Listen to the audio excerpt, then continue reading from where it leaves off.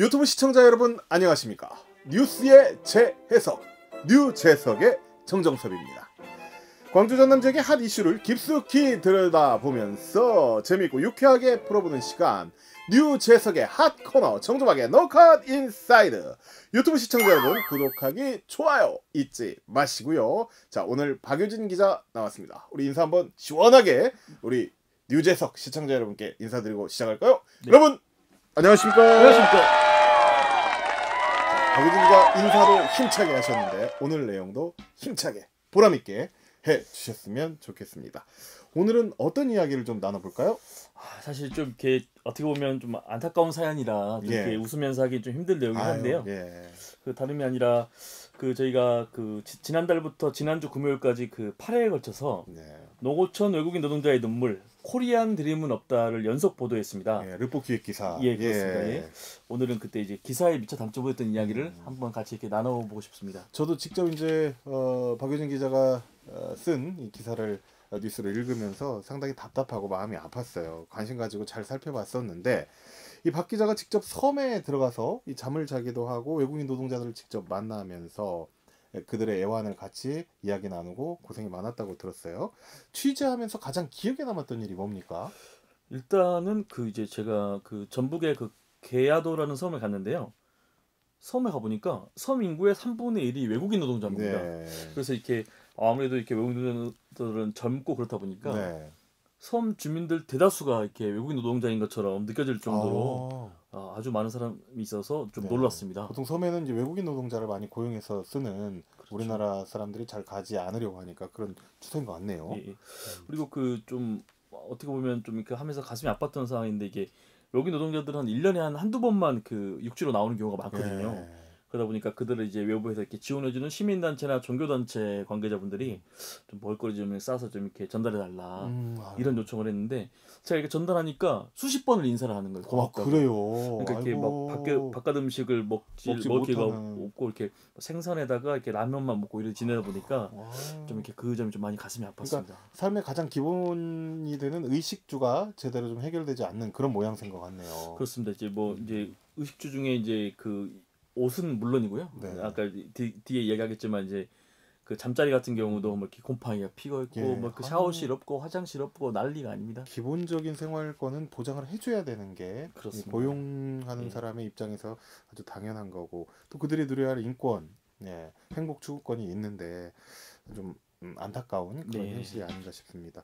그 이번 기획기사 취재를 위해서 외국인 노동자들 상당히 많이 한 100여 명 가까이 만났다면서요? 예, 그 제가 좀 이렇게 일일이 다 이렇게 뭐 이렇게 이야기를 나눈 건 아니고요. 이렇게 10여 명 모이는 장소를 이렇게 여러 군데 가다 보니까 실제 이제 제가 그들에게 이렇게 전에 듣고 이런 사례가 한 수집해 보니까 한 100여 명 정도 되더라고요. 근데 이제 그 사람들의, 그러니까 저희 그 기획의 취지가 뭔가 그런 제도의 문제나 이런 것들을 그 일상 속에서 보여주자, 이런 기획의 취지였거든요. 그러다 보니까 한 사람이라도 더 이렇게 외국인 노동자를 만나려고 노력했습니다. 그럼 그 100여 명의 외국인 노동자들 취재 과정에서 의사소통은 어떻게 됐는지 궁금합니다. 사실 제가 그 한국어도 잘 못하거든요. 그래가지고 이게 그래서 이제 너무 솔직합니다. 외국인 노동자분들하고 이렇게 이야기를 하기 위해서 이렇게 다가가는데 사실 10명 가운데 1명 정도나 뭐 이렇게 안녕하세요, 어느 정도 밥 먹었어요, 뭐 이 정도의 의사소통이 되고, 한 9명 정도는 인사를 제외하고는 거의 대화가 안 될 정도. 그래요?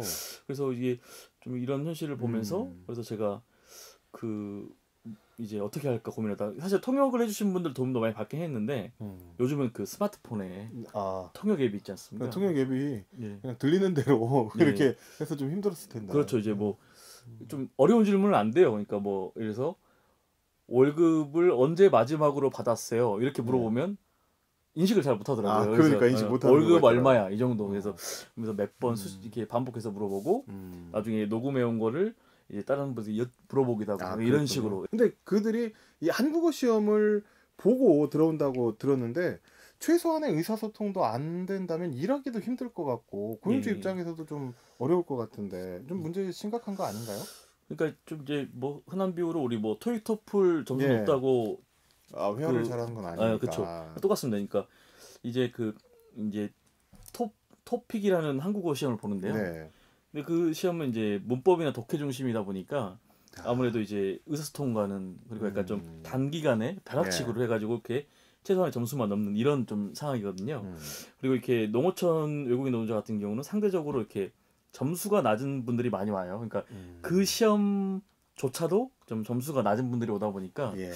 그리고 그 이제 그 고용허가제로 들어온 외국인 노동자 같은 경우는 예. 2박 3일 동안 20시간 교육을 받아요. 예. 근데 사실 그 20시간 교육이라는 게 아이고. 한국어만 하는 것도 아니거든요. 뭐 예. 이렇게 한국 문화를 배우고 뭐 그런 것도 그쵸, 있고. 이제 뭐 안전이나 뭐 이런 것도 있다 보니까 사실상 이런 이제 언어 교육은 거의 이제 이루어지지 못한 채 온다는 건데 농어촌 노동자 같은 경우는 이제 대부분은 혼자 지내거든요. 혼자 지내거나 뭐 한둘이서 일하다 보니까 사실 이렇게 한국 사람과 이야기를 하고 이렇게 하면서 이렇게 좀 한국어 말을 이렇게 배울 수 있는 그렇죠. 예. 그런 기회가 사실상 드물다 좀. 그렇죠. 예. 그래서 그러다 보니까 한 이제 4년 그러니까 이게 3년에서 1년 10개월 연장하면 5년 가까이 한국에 지내더라도 기본적인 의사소통이 안 될 정도로 한국어를 못하는 사람들도 상당히 많더라고요. 예. 관련 기획 기사를 취재하면서 뭐 기사에서 좀 다루지 못했다거나 미처 하지 못한 이야기도 많았다면서요.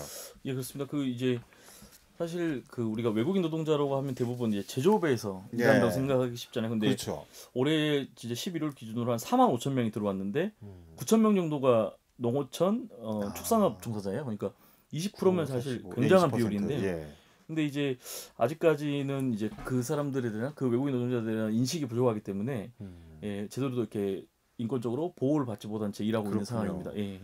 실제로 농어촌 외국인 노동자들을 만나 보니까 좀 어떤 생각이 들던지 좀 궁금합니다. 사실 좀 부끄럽지만 좀 이렇게 이전에는 그 사람들의 그러니까 외국인 노동자들에 대한 그런 좀 생각을 많이 못해서 만나자마자 이렇게 들었던 생각은 참 미안하다 이런 생각 좀 많이 들었습니다. 이게 사실 아까 잠깐 말씀드렸지만 이렇게 곰팡이 피해 있는 숙소에서 지내거나 제대로 먹지 못하는 그 이제 모습 보면서 우리가 사실 그들보다 조금 더 이렇게 부유한 나라에 산다는 이유로 이렇게 무시해도 되는지 좀 미안하다 이런 생각이 좀 들었습니다. 그들은 이제 더 잘 살기 위해서 한국에서 돈을 벌어서 고국으로 보내고 그런 꿈을 가지고 왔을 텐데 좀 안타까운데 같은 사람으로서 최소한의 인간다운 삶을 살 수 있도록 해줘야 하는데 저도 그 기사를 좀 저도 직접 이제 보고 그러면서 부끄러운 그런 민낯이 많았습니다. 우리도 과거 몇십 년 전까지만 해도 그런 실정이었는데요. 예.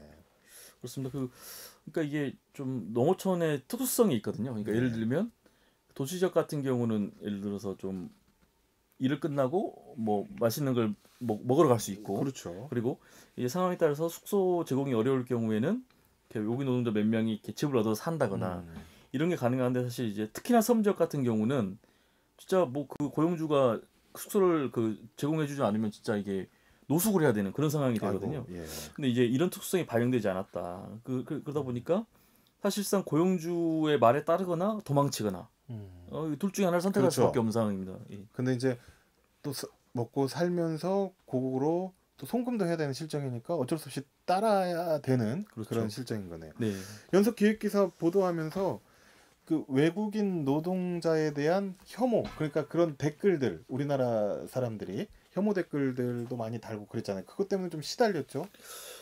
사실 좀 이 정도일지는 몰랐거든요. 예. 그러니까 이게 사실은 그 이제 외국인 노동자들이 이렇게 좀 힘들게 지내고 있다. 예. 그러면 좀 우리가 인식을 개선해서 좀 이렇게 환경을 이렇게 바꿔보자 이런 건데 외국인 노동자의 인권, 기본적인 인권을 그렇죠. 보장해줘야 된다. 저희가 뭐 그런 의도였는데 단순하게 봤을 때 뭐 우리랑 같은 수준으로 돼야 된다 정도도 아니고 뭐 이렇게 때리거나 욕하거나 그렇죠. 폭력, 폭언, 뭐 그렇죠. 폭행 이런 것들은 없어야 되는 게 당연한 거니까요. 그런데 막 그 댓글에 우리도 예전에 힘들었다. 우리도 힘들게 일했다. 그렇게 좋으면 외국인 데리고 살아라. 참 이게 참 어떻게 보면 뭔가 이렇게 어떻게까지 저렇게까지 생각할 수 있을까. 그리고 막 좀 비속어를 사용하시는 분도 많았고요. 그리고 메일 항의 메일도 보내고 그리고 회사 전화 선배도 받지 않았나요? 예, 회사로 오는 전화.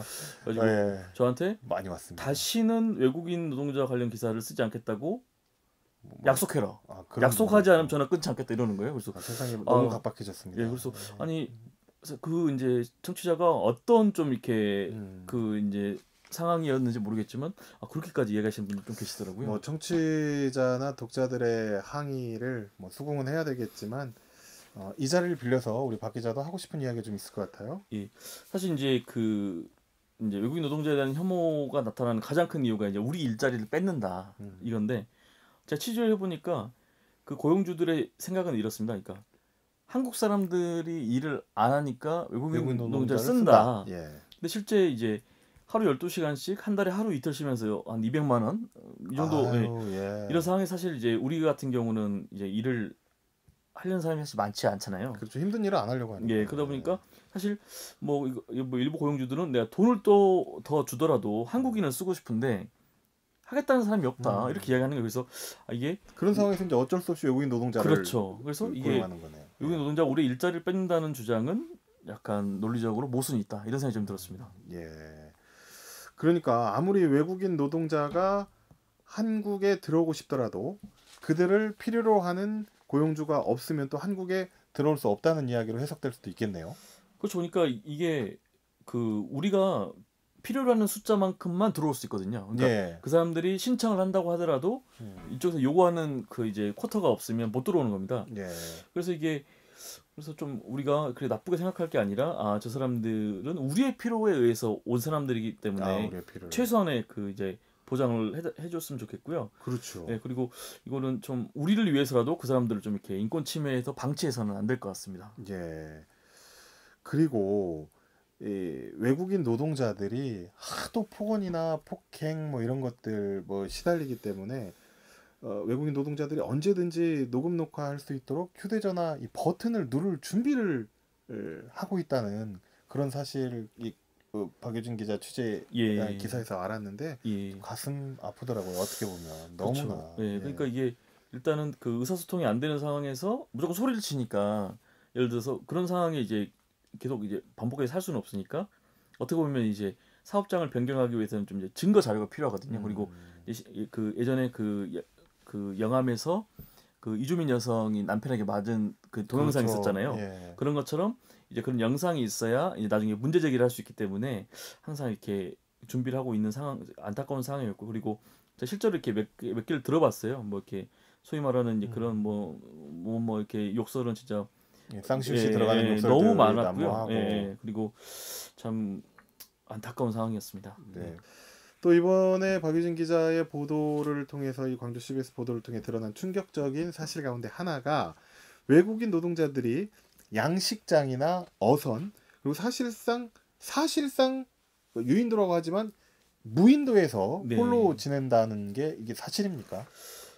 그렇죠. 사실 이제 뭐 캠핑도 아니고 사실 양식장 바다 한복판에서 이렇게 지낸다는 게 사실 말이 안 되잖아요. 그래서 그럼요. 무위에서 사실은 그 이야기를 이제 먼저 알고 취재를 나가긴 했지만 뭐 이렇게 많으면 뭐 그냥 정 바쁠 때 하루 정도 그럴 게 생각했는데 뭐 섬에 양식장에서 지내는 친구들은 그러니까 종종 있었고요. 그리고 이제 어선에서 사는 사람도 있었고. 거기가 아예 숙소인 거예요, 그럼? 그렇죠. 그러니까 이제 뭐 예를 들어서 태풍이 불거나 이럴 경우에는 거기에 못 있지만 뭐 이렇게 날씨가 괜찮을 때는 뭐 길게는 이제 1년에 수개월 동안 거기 사는 거고. 그러니까 이게 유인도로 등록돼 있지만 사람이 살지 않는 이제 사실상 무인도들이 좀 있어요. 그러니까 그런 사람들 대부분 이제 뭐 이제 빈집이 있거나 뭐 이 정도인데 거기서 이제 또 지내는 외국인 노동자도 적지 않습니다. 이게 보면은 고향 고국에서 혼자 이 가족들을 위해서 떠나온 거잖아요. 그런데 한국에서도 이 뭐 동료들이나 이런 뭐 같이 어울리지도 못하고 뭐 일이 다 끝난 다음에 취미 활동도 하지 못하고 결국엔 또다시 혼자 외롭게 지내야 되는 이 현실.